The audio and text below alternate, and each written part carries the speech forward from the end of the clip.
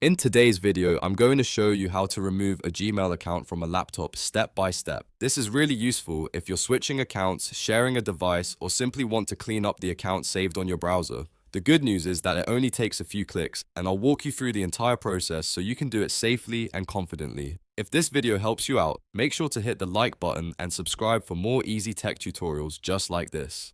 Alright, let's get started. First, open your browser and go to mail.google.com. This will take you directly to Gmail, where the account you want to remove is currently signed in. Once Gmail loads, look at the top right corner of the screen and click on your profile picture. This opens the account menu, where you can manage the signed in accounts on your laptop. From here, click sign out of all accounts. This step is important because it takes you to the account selection page, where you can actually remove the account from the browser. After signing out, you'll see the account selection page. On this page, look for the option that says remove an account and click it.